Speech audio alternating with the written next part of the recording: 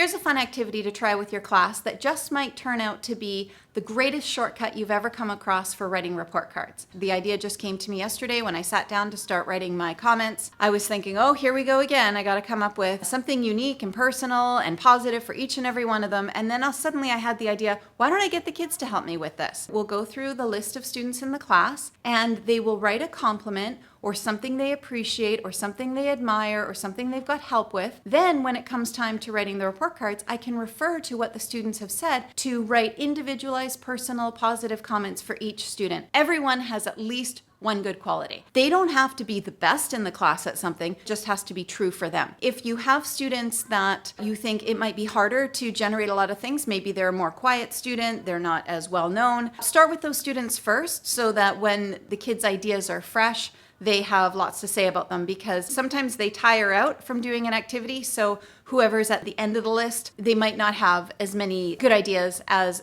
who they do at the beginning of the list. We have practiced giving compliments a lot orally, so I think that this will be really neat. It also reminds me, there's this old story, I don't know if you've ever heard it, but it was from the 70s. A grade 1 teacher did something like this with her class, and she wrote down each student's compliment. She transcribed on a piece of paper for each student, and then at the end of the year, she gave it to them.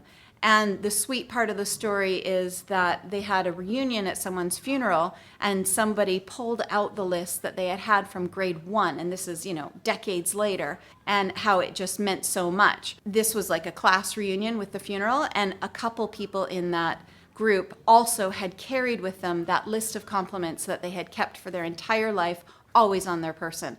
So you never know what kind of long-term impact it can have to hear a compliment from someone else, something that you might not have even noticed about yourself, that when someone points it out to you and it's a positive thing, you might hold on to that as something that gives you comfort and joy and confidence through your whole life. Who knows what can come of this? So I think it'll be a fun activity in and of itself, and hopefully as a bonus, I'll also get help with writing my report card comments.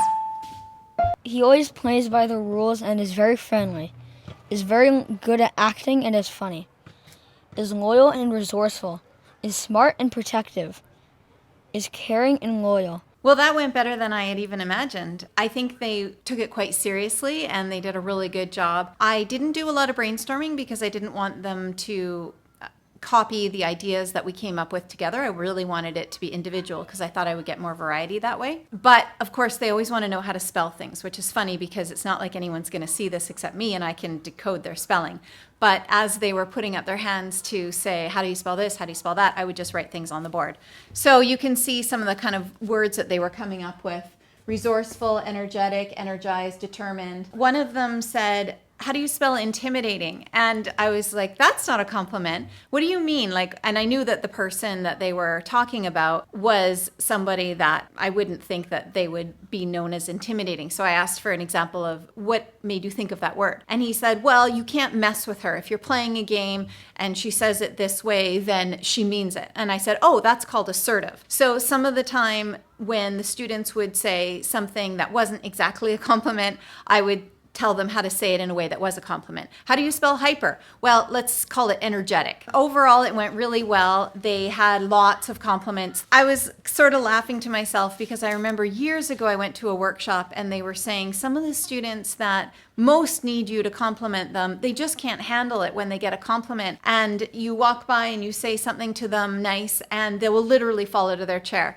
Well, sure enough, one of my students, while doing this exercise, he fell out of his chair 3 times. The rest of the class is pretty calm and they just ignored it and he got back up and he kept going. So this can be uncomfortable for some of them to just have the idea of compliments and someone complimenting them. But it's a skill and we practice it, and I think that it will be special. I told them they weren't allowed to tell anyone what their compliments were, but then at the end when we were finished, I said, what I didn't tell you is after we're done the exercise, now you can tell them. So at recess, if you want to tell someone what you wrote about them for their compliment, you're allowed. I saw two girls hugging in the class as they told each other their compliments, so that was so sweet. I was so touched by all the positive compliments that my students gave to their classmates that I thought I would compile it into a list, type it out, and give one to each student. I hope that they'll treasure these compliments and it will remind them to continue to be as kind and compassionate as they are at this age for the rest of their lives. When I got my compliments, I saw a pretty big pattern. When I started reading, I saw a lot of funny and smart and kind. I guess that's a good thing, but I just read it again, and every single compliment has those words. Is this some kind of joke? I didn't know I was that funny or that smart. When I read those compliments, I just felt like my feet were lifted off the ground because those were the nicest thing people have ever said about me.